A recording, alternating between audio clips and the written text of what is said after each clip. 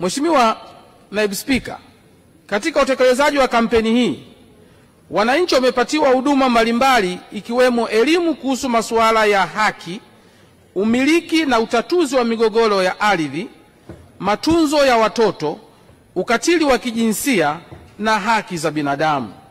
Kupitia kampeni hii, jumla ya mikoa 25 ya Tanzania bara na halmashauri 179, kata 1907, vijiji na mitaa 5702 zilifikiwa na jumla ya wananchi 2,698,908, wakiwemo wanaume 1,347,325 na wanawake 1,351,583 walifikiwa na kupata elimu na huduma msaada wa kisheria kupitia mikutano ya ana kwa ana.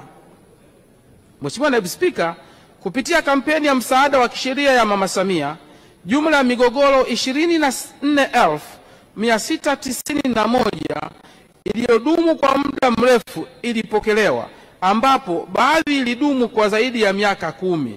Utatuzi wa migogoro hiyo umewezesha kuimarisha amani, utulivu na utangamano miongoni mwa wanajamii. Migogoro hii ilihusisha masuala mbalimbali yakiwemo masuala ya ardhi, ndoa za utotoni, matunzo ya watoto, ndoa, jinai, ukatili wa kijinsia. Aidha, jumla ya migogoro 5704 ilitatuliwa na kuhitimishwa kwa njia mbadala kati ya migogoro 23,399 ya muda mrefu iliyopokelewa. Utatuzi wa migogoro 18,987 unaendelea katika ngazi mbalimbali.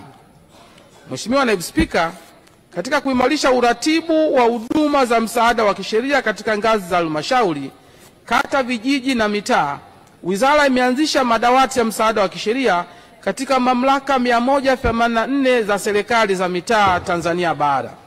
Madawati hayo yanasaidia kusogeza huduma za msaada wa kisheria kwa wananchi pamoja na uendelevu wa huduma msaada wa kisheria nchini kote.